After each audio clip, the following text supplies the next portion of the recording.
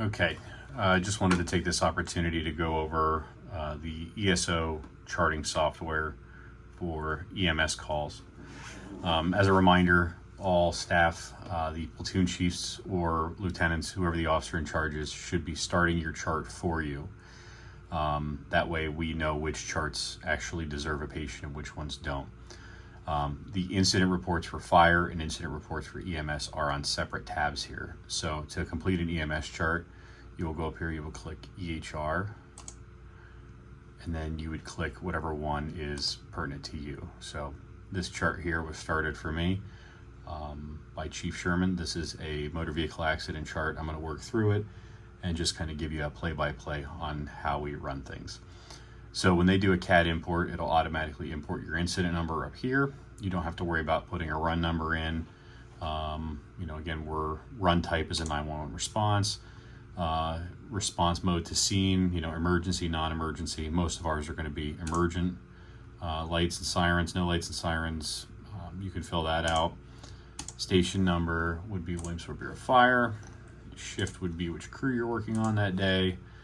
Engine 1 would automatically populate over from the CAD import. Unit level of care, we took all of them out here, so you can just click BLS, and then the actual vehicle that we were in, we can scroll down here. We were in Engine 1. They want to know what the EMD complaint was. You can click other, and you can go in here and you can search whatever you want. In this case, we have traffic accidents, one of the main ones here, so you can click that.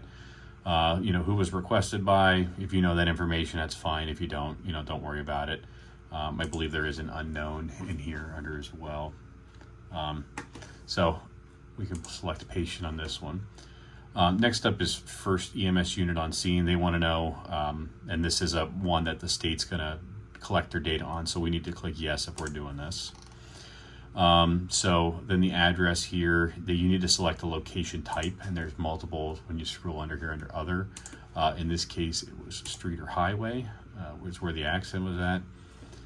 We were in the 700 block of West 4th Street, and the address populates in over here. The only thing that did not populate, and we don't know why it's not populating, is the zip code. So just fill that in. Don't have to worry about zone. That's the census information. That's in the fire report. It's not a huge deal to be on here. Mass casualty, don't worry about that as well. Under personnel here, you need to do two things. Number one, you need to select who the lead was and who was the driver. And then under each of them, you can hit edit, and then it needs you to put in personal protective equipment. So, Chris was driving on this one. I was the lead on this call. Gloves for both of us. And then it's there. You can see PPE underneath both of our names. If it has a 1 on it, that means you filled it in. Our disposition is pretty much always going to be patient care transfer because we always transfer to a MICU. Transport method, you can do ambulance. Transport due to, that's not pertinent to us, so you don't need to fill that in. Transfer to is EMS provider ground, and then the unit. In this case, for this vehicle accident yesterday, was MICU 18. The destination, we just put it as a predefined, and we're just assuming that's the hospital. It's not, you don't have to fill out anything here. Scrolling down, we get to the times page. So this is where you kind of need to pay attention because all of these need to be filled in. So PSAP call and call received are actually the times that it was received at the 911 center. So if you look at the times reported, it'll say times reported. Not all of our times are going to populate over here. So in this case, it was 1606, 11, engine 1. So it'll have a station 1 dispatch and an engine 1 dispatch in your times. Just make sure that your station 1, your engine 1 number is correct. So we actually were dispatched at 16:10:05. We responded at 16:11:25. It has us on scene at 16:12:14. At patient is kind of an estimate. She was sitting on the sidewalk when I got there, so it wasn't very long that I walked over there.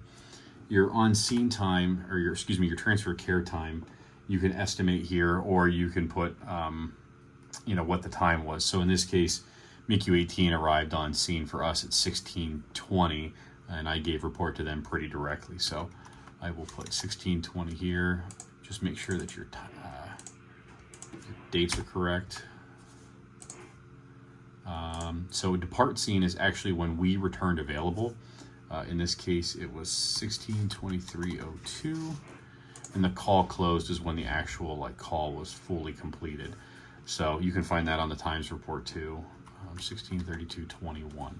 So I have all of these filled out here. Yep, update the dates. So make sure that all the dates are in there correctly as well. So under this, under the times, there's, you know, dispatch delays or anything like that. It's not necessary you fill those in. I usually just put, you know, no or no delay.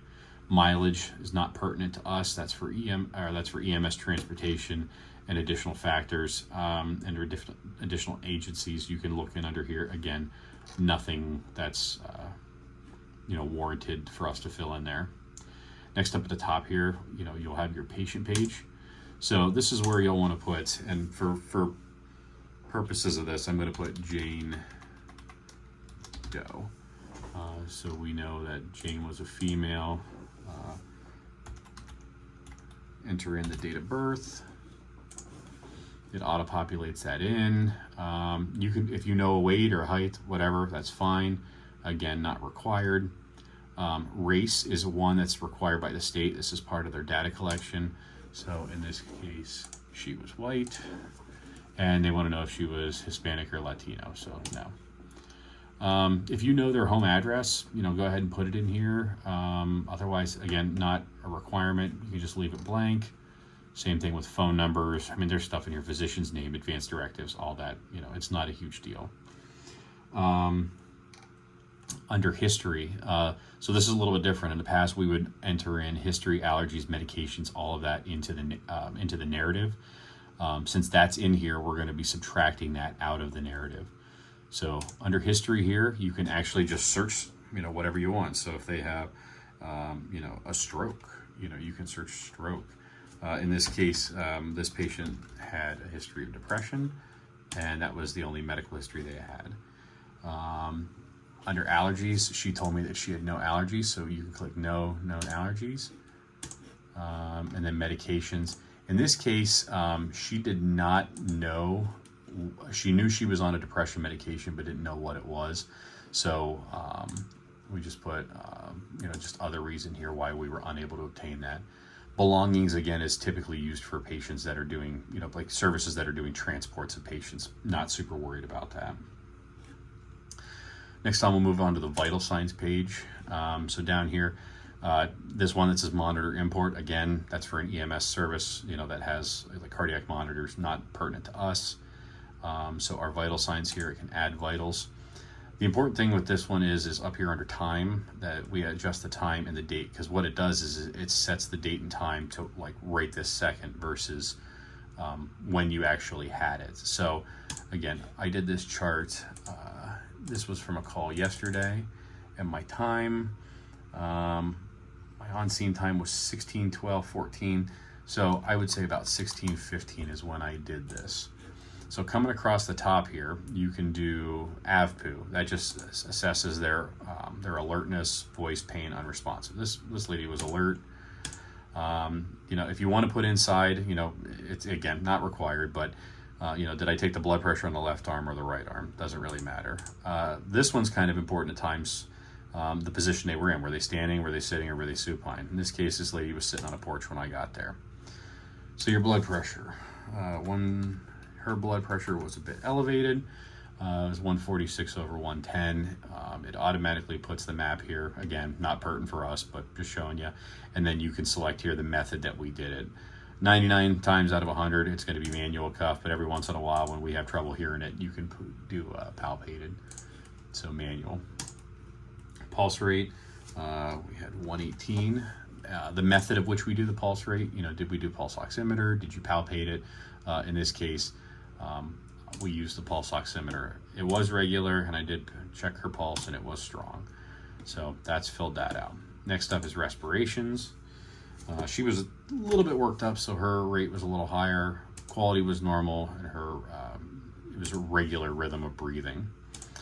Next up would be her pulse ox. She was set 97% on room air. If she was on oxygen, you could click that. You know, if you have somebody else on HOMO2 or something like that, you could do that. But in this case, this was on room air. There's a temperature and glucose tab here. Again, we don't carry thermometers or glucometers, so do not worry about this. There is a scoring section which does your Glasgow Coma Scale. Real simple. You know, if you click on this, you can just follow, you know, what they were over here. Same thing with verbal and motor. Or, you know, if they're awake, alert, and oriented ×4, you can just hit this max 15 and it just automatically fill those in. Or if you have a patient who's completely unresponsive, doesn't respond to anything, you can hit the minimum 3 and you get the ones across the board. So again, you can just click these as little cheat sheets. Okay, so she was 4, 5, 6 and oriented. Her EKG, again, this is a tab. We can't remove this. Not pertinent to us. Don't worry about it. Pain scale.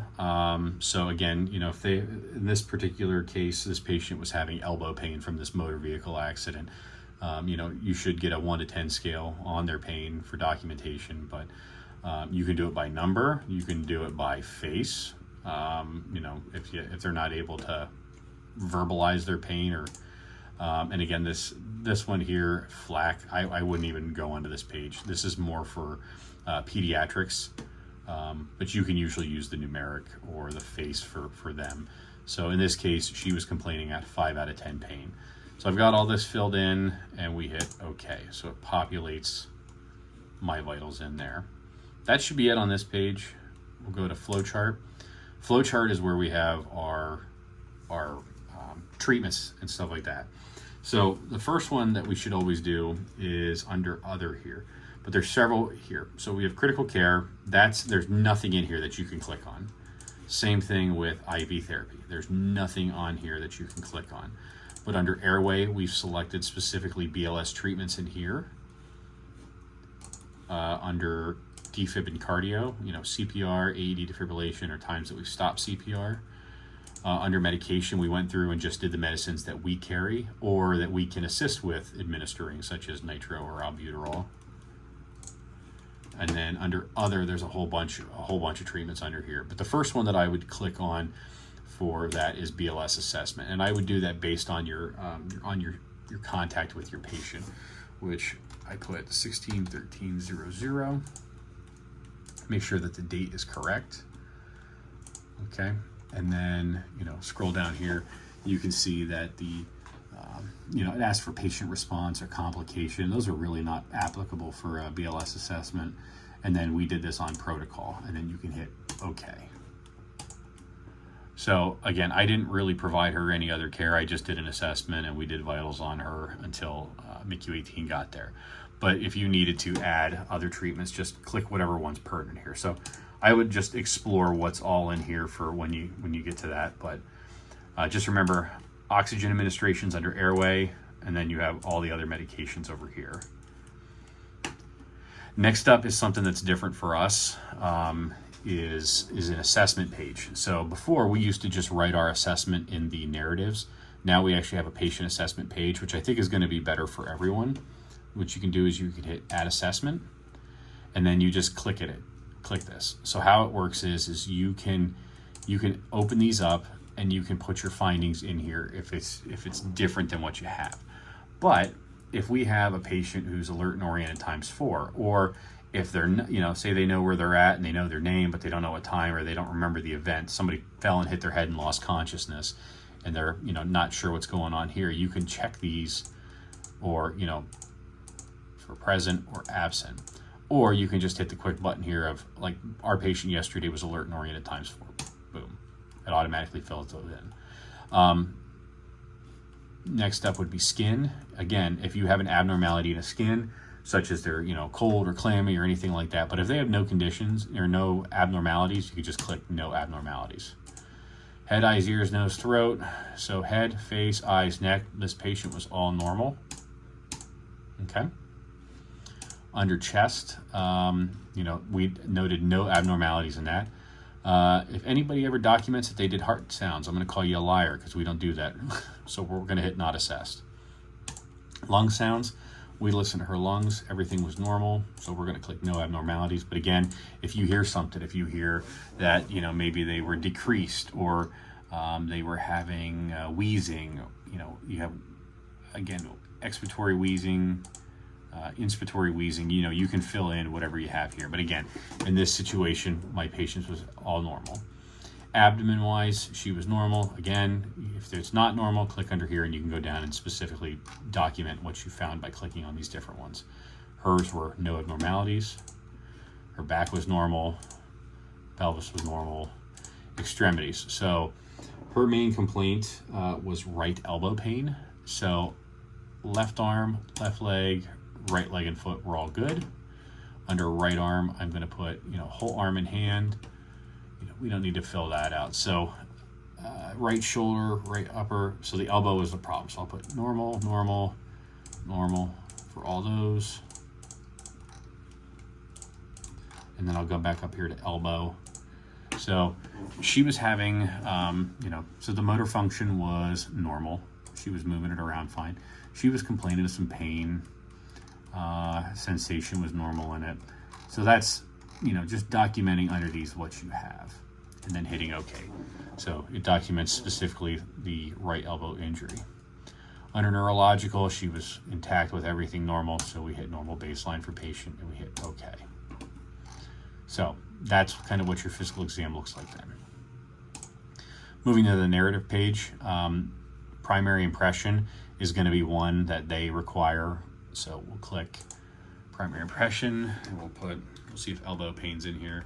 So elbow pain is not, but we could put acute pain not classified elsewhere. So again, you can just, try and search what you have. Again, most of the ones we're having, chest pain, unresponsive, altered mental status, cardiac arrest, those are going to be the main ones that we have. She didn't have any other complaints, so I'm not going to put a secondary impression down. Chief complaint system, this is one that's required. Global, general, musculoskeletal, skin, cardiovascular, and then there's all these other ones in here. In this case, it was a musculoskeletal issue, and then you can put medical, trauma, or if it was both. Again, this is a required one that's going to pop up. So she was a trauma. Under supporting signs and symptoms, we'll hit add. And again, if there's multiple signs and symptoms, whatever their primary is the one that you want to put in first. So again, elbow pain is not in there, so we can put acute pain due to trauma. That's accurate. And see how it says primary signs and symptoms. And then if you wanted to put other, it'll put other. And if you wanted to change it so that, hey, I clicked breathing difficulty as my primary, and you wanted to change it, there is a way that you can click this and assign the primary to another symptom. Patient complaint, onset time and estimate. Again, this is all, you can put this in, but it's not going to flag you. Chief complaint, I'm just going to document right elbow pain. Under anatomic location, okay, in this case, it would be extremity upper. Possible patient injury. So again, if this is like a chest pain or a cardiac arrest and there's no injury, you can click no, it's not a big deal. In this case, it was a motor vehicle accident, so I'm going to put yes. Under this, it asks you what the mechanism was. So in this case, it was a motor vehicle accident. Injury details. This is going to want to know like what kind of accident was. So you can just put like auto traffic accident, injuries, occupant, whatever. This is all, again, stuff that the state is requiring for their data collection. Additional injuries, I wouldn't worry about that. There was nothing else on that. Mechanism injury. Hers was blunt because she hit her elbow. Place of injury would have been street or highway. And then lastly, she asked about the date of injury. It was yesterday. Any factors affecting patient care. So what that means is somebody unresponsive, or is there a language issue, or are they, Do they have mental handicaps that are causing them to be able to not communicate with you effectively? That's where you would put this in. In this case, there was no barriers to that. Was there any drugs and alcohol? She didn't present with any drugs or alcohol. And then you have pregnancy, no. So then we get to the part where we actually add a narrative. So I will be sending out an email with an updated narrative. And the nice thing about this narrative is it's much simpler. And the reason it is because we got rid of all of the additional stuff that we put in the narrative, because we fill that out as we're going through this chart. So before we would have like dispatch information or chief complaint, all of that's already been filled out. Now, history of present illness, that's what we're filling in here. Now, treatments, I left the treatments tab in here so that you could actually document what we have. And the reason is some of our treatments, like you can put down, like if I gave somebody breathing treatment or gave them oxygen, I can put down improved or unchanged or worse, but it doesn't really give you a way to emphasize what those changes are. If I'm doing CPR on somebody, I could put improved. Well, what does that mean? Well, I could put down that they had, suddenly they regained pulses or spontaneous breathing. So the treatment section is more for indicating the outcomes of those treatments that you did. So,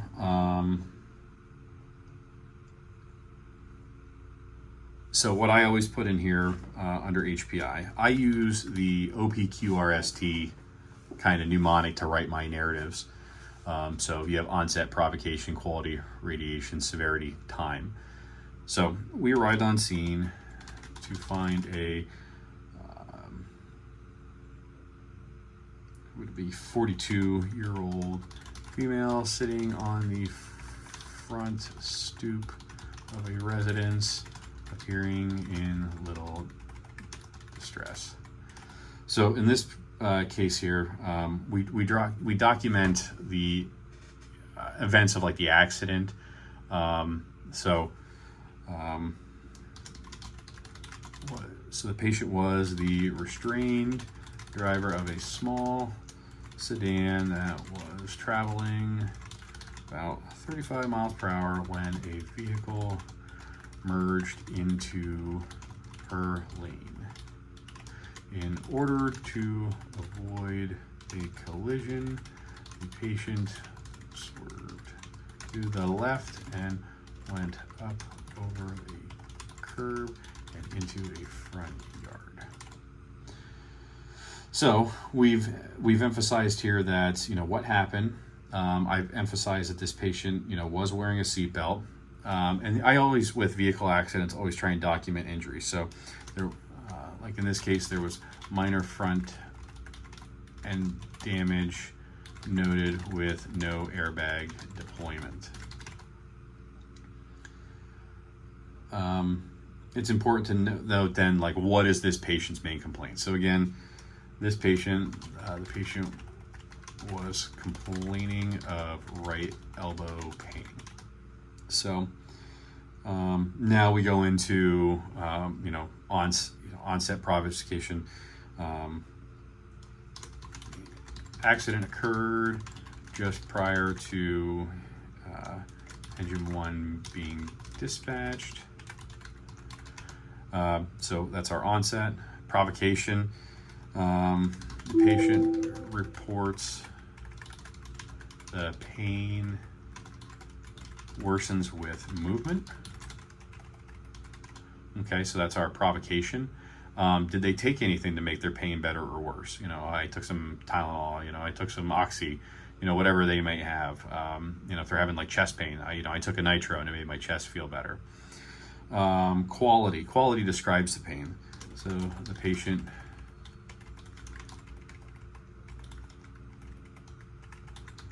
describes her pain as a burning sensation. So that's our quality.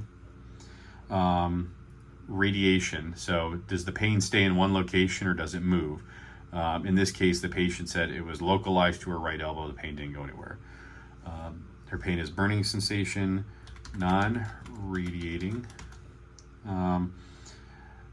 So we have severity. That's a 1 to 10 scale. She rated her pain at 5 out of 10. And then lastly is time. Time more means like, is it constant? Is it intermittent? That kind of thing. So her pain was constant. So that kind of listed out our OPQRST mnemonic, and that's kind of gives us the whole history and breakdown of it. I also, and this is just a me thing, I always kind of do the pertinent negatives. The patient denies any chest pain, breathing difficulty, nausea, vomiting, dizziness, blurred vision, numbness, tingling, head, neck, back pain. Under treatments, this is where I would just put like BLS assessment, initial vital signs obtained. Again, I didn't do any other treatment for this patient, but this is where, like if we say, for instance, we gave oxygen, patient placed on 15 liters per minute O2 via non-rebreather with a patient reporting that the pain improved. That's kind of where we would, the breathing improved, or we gave them nitro and their pain improved. That we could do that thing, or we gave them aspirin and we noted no changes after aspirin was administered. So that's where our treatments are at. And then under disposition, disposition is always, who did you transfer care to? So in this case, MICU 18 arrived on scene, and primary patient care and report was transferred to MICU 18, paramedic. In this case, it was Brianne Johnson. So it clearly says what unit and the paramedic you gave it to. I know that not everybody knows all the paramedics. So, if you put like paramedic Jason or paramedic Bob or whatever, that's fine too. That way they can go back. They know what the date of the incident was. They know which unit it was, and they know at least the first name of the medic you gave it to. Not a huge deal. The only other thing I typically put on disposition, I would not document any treatments that the MICU did. Your treatment documentation for us ends at this part. Once we've transferred care, we do not document what the MICU did. So at this point, the only other thing that I put in here is, say for instance, we moved them out by stair chair, or we moved them out by Reeves litter, or we had to carry them out in another fashion, or we helped them get on the stretcher and move them to the MICU. That's okay to document under here. In this case, with this patient, after MICU 18 assumed patient care, we were released. So I would put MICU 18 released engine 1 with no further services rendered. And again, you can put your name and your EMT number down here if you want. It's not a huge deal. You're in the system here. So you hit OK. So that saves our narrative. And that's the end on the narrative page. Under forms, nothing. There's nothing here that you have to worry about filling out. Under billing, again, nothing under billing form that you need to worry about filling out. And then under signatures, you would just click provider signature.